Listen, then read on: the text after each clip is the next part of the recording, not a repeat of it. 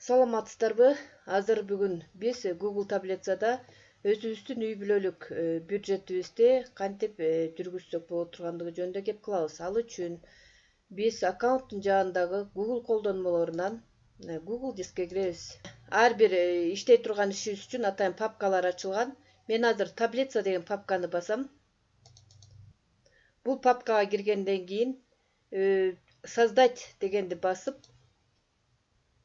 бул жерден Google таблицадан бош таблицаны тандап алам. Бизге жаңы таблица ачылды. Биз азыр бир айда үй бүлөлүк бюджетке керек болгон киреше чыгашаларды эсептей турган таблицаны түзөбүз. Ал үчүн биз биринчи бул жерге номер деп жазып алалык.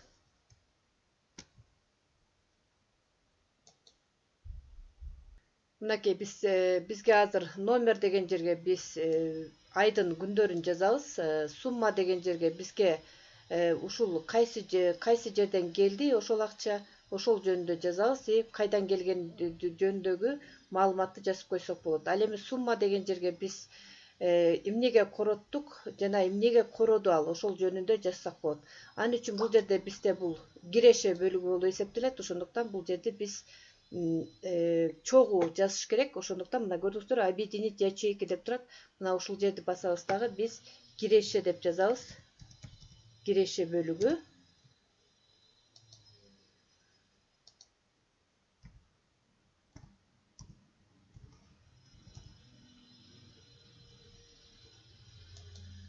Ал эми экинчисин болсо дагы эле объединить дегенди басып туруп, чыгаша бөлүгү деп жазып алсак болот.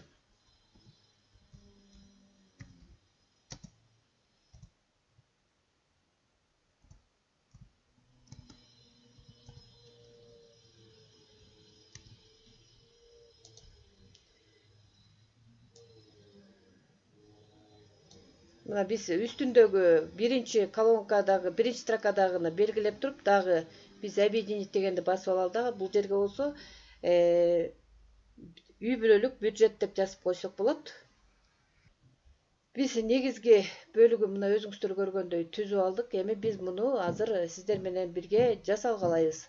Ал үчүн биз бул жерден биринчи күндөрдү жазып алалык.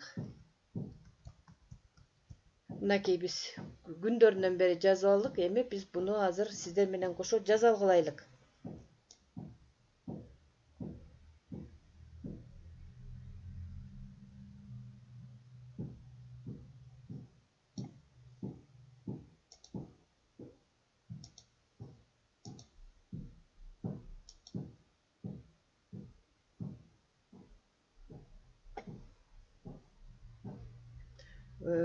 Мына бул жерден өзүңүздөр көргөндөй биз шрифттерди тандап алсак болот. Бул жерде ошо шрифттин размерлерин тандап алсак болот.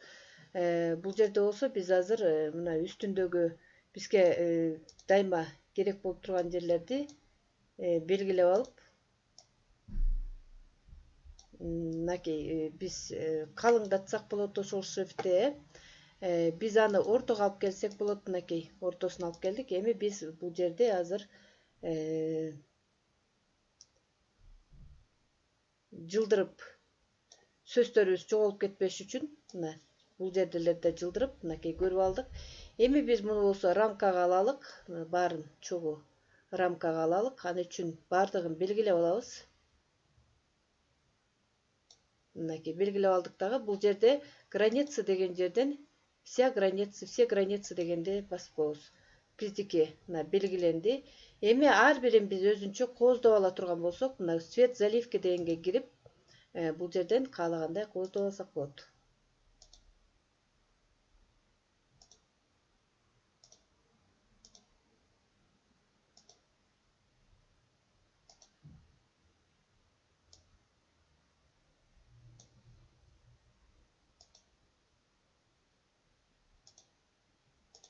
Мынакей биз сиздер менен кооздоп алдык. Эми биз бул жердеги биздин чыгаша, киреше дегендерибизди жазып алышыбыз керек. Биринчи киреше дегенди жазып алалык, киреше бөлүгүнө. Бизге канча киреше кирип атат, ал эми чыгаша деген жазып алалык. Чыгашаны жазып алалык. Андан Профит бул киреше менен чыгаршанын айырмасы болуп эсептелет. Эгерде бизде профитибиз минуска түшүп кете турган болсо, анда биздин үй бүлөлүк бюджетибиз нөлгө эң начар дегенди билгизет да. Ошон үчүн ушул жердеги айырманы дайыма карап туруш керек. Ушуга көңүл буруңуздар. Мен формуланы коюш үчүн мен бул биринчи числодон баштап 31 числого чейинки биздин кирешени суммировать кошуш үчүн мен бул жерге биринчи сумма деп жазам. Мына сумма. Мына өзү эле мына көрүңүздөр чыгат. Сумма дедим. Эми мен мынакей бул жерден алдым дагы ушундан тартып, мына өзүңүздөр көрүп атасыздарбы? Тигинекей жылып баратат, мына 31-не чейинки алдым. Эми бул жерден кашаны жабам. Бул жер 0 болду, мына көрдүңүздөрбү? Эми чыгарша бөлүгүнө дагы мен ошондой кылам. Барабар сум. Бул жерден дагы ошол эле биринчи числодогу алып келем дагы, мына ошондон баштап белгилеп жүрүп отурам. Мына өзү белгиленгени көрүнүп атат сиздерге. 31-не чейин белгилейм.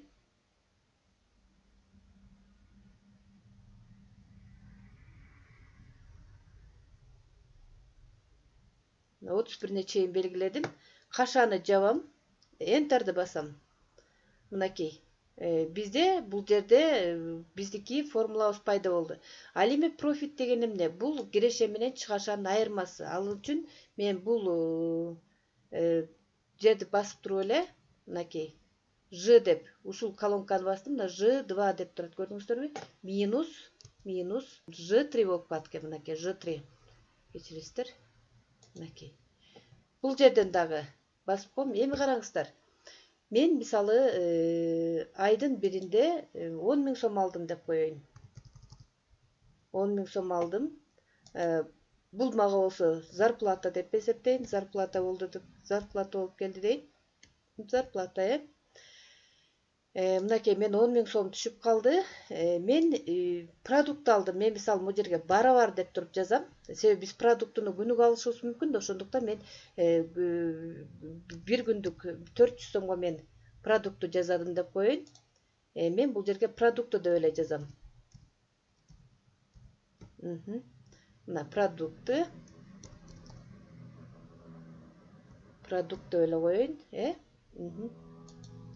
Эми караңыздар, бул жерде мынакей мен 10.000ден 400 сом продукт алып чыгарша кылдым. Мен бул жерге барабар деп жазганга көңүл бурсаңыздар, мен мисалы үйүмө конок келип калып, мен дагы бир күнү кайра эртеси күнү барып, дагы мен продукт алдым, же болбосо 3-4 күндөн кийин барып алдым.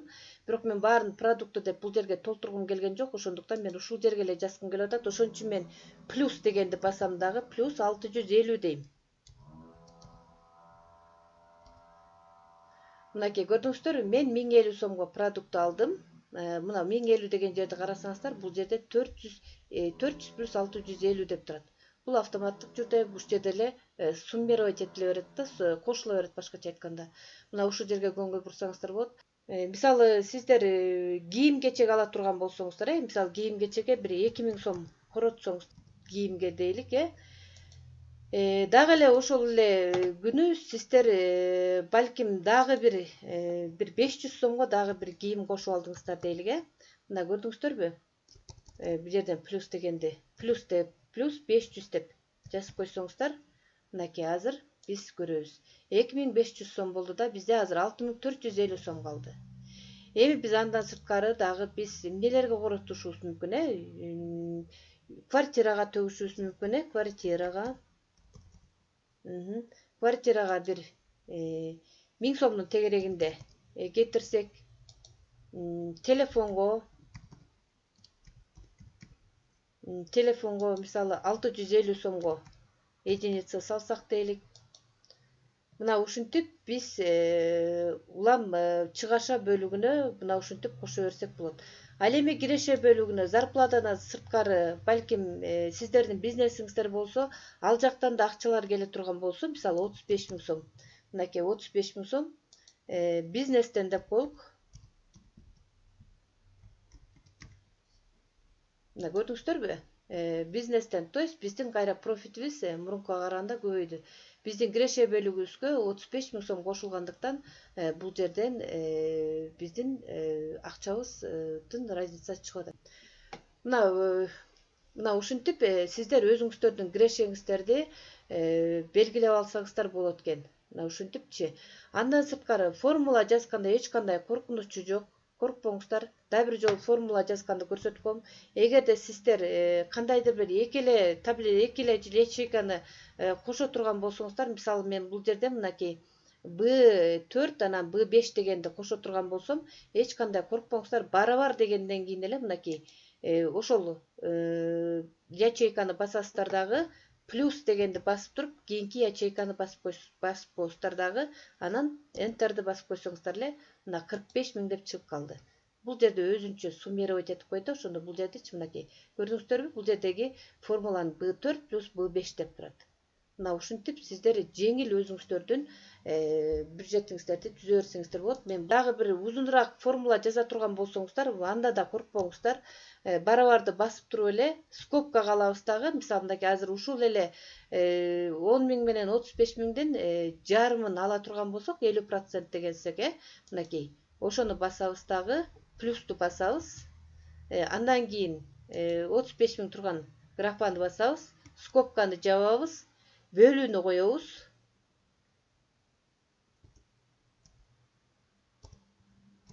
Бөлүүнү коебуз да 2 дегенди басабыз. То 50% болгондо 2ге бөлүнөт, билесиздер. Мынакей. Биздин 45 миңибизди 2ге бөлгөндө 22.500 деп чыкты. Мына көрдүңүздөрбү формуласын. Мына ушинтип сиздер өзүңүздөрдүн формулаларды жаза берсеңиздер болот. Эми сиздер муну сентябрь айына түздүңүздөр. Ал үчүн лист 1 дегенди переименовать этип алыңыздар, атын алмаштырып. Сентябрь.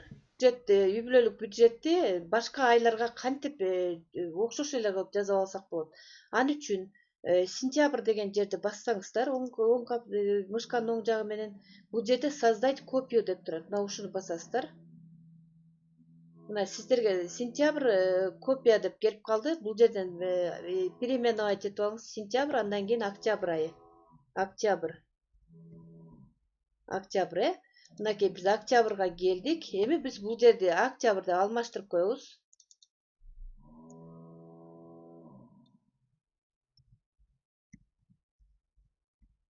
Октябрь деп алмаштырдык. Ал эми бул убакта биздин зарплаталарыбыз башкача болуп калышы мүмкүн. Ошон үчүн бул жерди жөнөкөй эле өчүрүп коебуз. Мына биздин азыр киреше чыгашабыз 0 турат. Эгерде октябрь айында дагы сиздерге киреше бөлүгү, чыгаша бөлүгү керек болсо, муну жазып койсоңуздар абдан жакшы. Мына ушинтип сиздер сентябрь, октябрь, ноябрь, декабрь деп жылдын аягына чейин жазып туруп, итогдоп алсаңыздар дагы болот. Бул мына ушинтип итогун чыгарып, кайсы убакта канча киреше кирди, кайсы убакта канча чыгаша чыкты, ошолордун баарын жазып туруп, жазып койсоңуздар мынакей бул жерлерге. Анан бул жерде автоматтык түрдө канча киреше, канча чыгаша болгондугун жазып, сиздердин профитиңерди эсептеп берет. Мына ушинтип сиздер өзүңүздөрдүн үй бүлөлүк бюджет болобу, же башка бюджет болобу, же башка финансылык эсептер болобу, же финансылык таблицалар болобу, мына ушинтип түзүп алсаңыздар болот. Көңүл бурганыңыздарга рахмат. Жакшы болуңуздар.